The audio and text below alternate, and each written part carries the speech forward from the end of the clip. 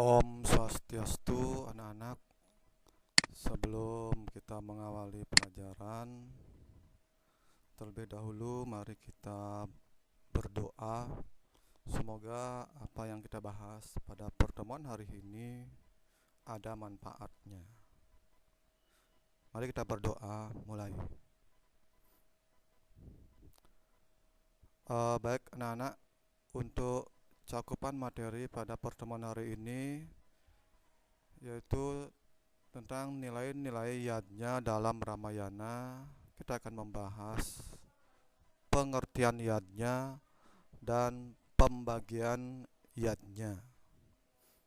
Nah, adapun tujuan pembelajarannya untuk indikator pencapaiannya, setidaknya anak-anak mampu menjelaskan apa itu pengertian yadnya dan menjabarkan pembagian daripada yadnya itu. Nah, sekarang kita akan bahas apa itu yadnya.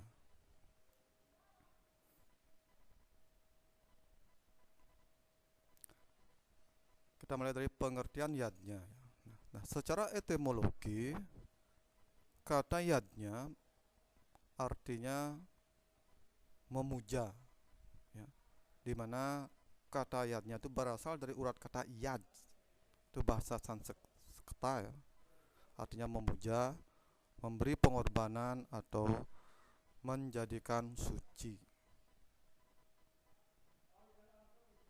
Nah, di dalam Rigveda 7:40.4, yadnya juga diartikan pengorbanan atau persembahan, di mana yadnya merupakan suatu perbuatan dan kegiatan yang dilakukan dengan penuh keikhlasan. Nah, ini perlu anak pahami, ya. Mendengar kata yadnya tidak harus terkait dengan upacara, ya. Jadi yadnya itu maknanya sangat luas sekali. Setiap kegiatan, perbuatan yang didasari dengan tulus ikhlas, itulah yang namanya yadnya. Nah, satu contoh misalnya, anak-anak pas di jalan ketemu orang tua yang lagi menyeberang, susah menyeberang, anak turun bantu menyeberangkan jalan. Nah, itu termasuk tindakan atau perilaku yadnya. Jadi tidak harus banten saja, ya. Dan ini yang perlu dipahami.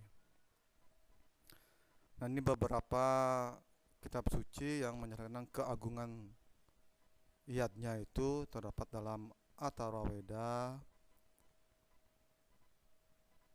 12:1.1, di mana sesungguhnya kebenaran satya atau hukum yang agung, yang kokoh dan suci reta, diksa, tapa, brata, brahma, dan juga yadnya yang menegakkan dunia.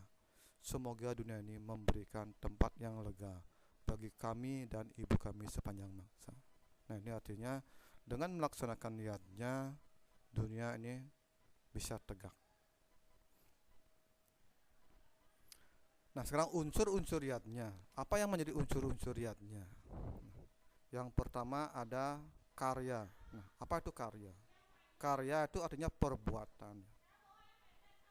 Yang kedua, sreya. Nah, sreya ini artinya tulus ikhlas, ya. Dengan didasari dengan tulus ikhlas, sreya itu sudah termasuk melaksanakan yadnya, ya. Yang ketiga, budi, ya. Budi artinya kesadaran. Tentunya beryadnya harus penuh dengan kesadaran.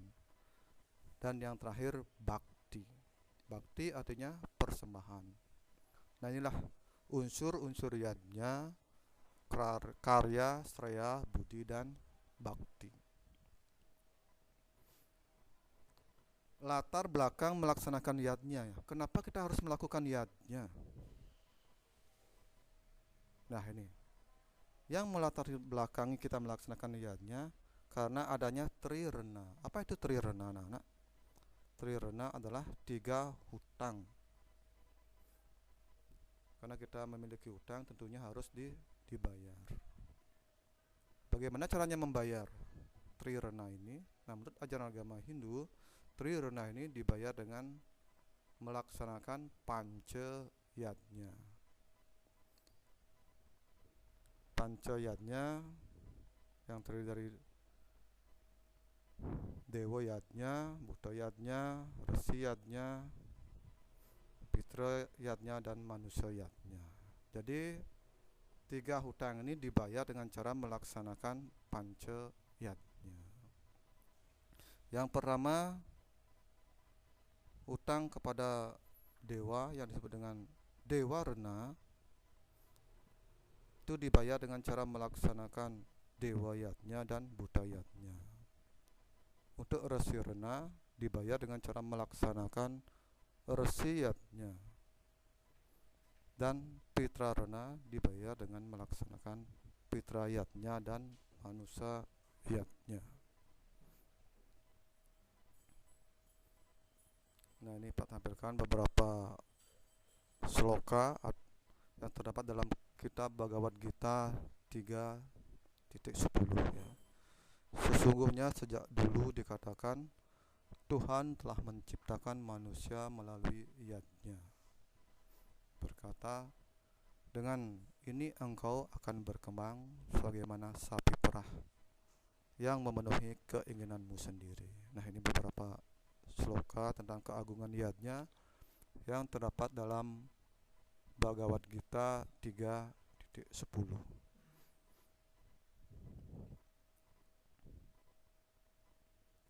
Baik, jadi tadi anak-anak sudah Pak jelaskan tentang pengertian yatnya. Sekarang bagian-bagian dari panca yatnya. Yang pertama ada Dewa yatnya.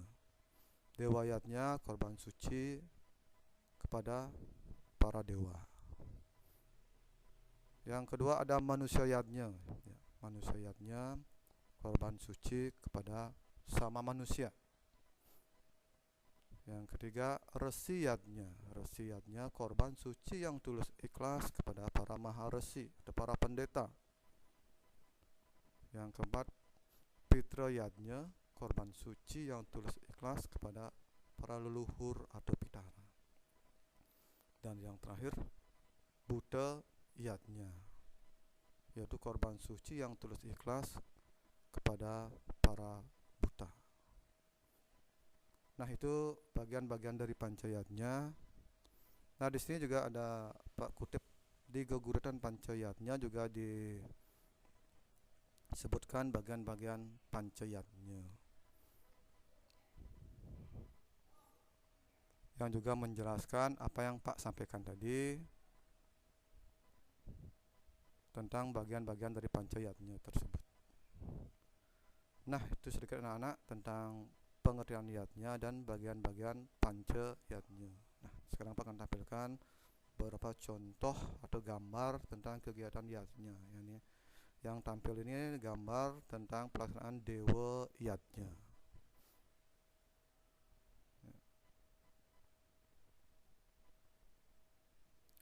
Nah, ini contoh kegiatan atau pelaksanaan upacara manusia yatnya. Kalau di Bali terkenal dengan potong gigi ya.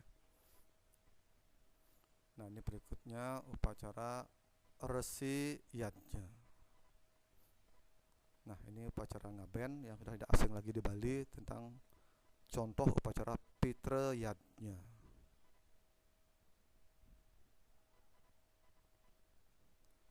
Nah, dan yang terakhir, gambar yang terakhir ini adalah gambar pelaksanaan upacara Mecaru ya. Mecaru contoh dari pelaksanaan upacara Buddha yatnya.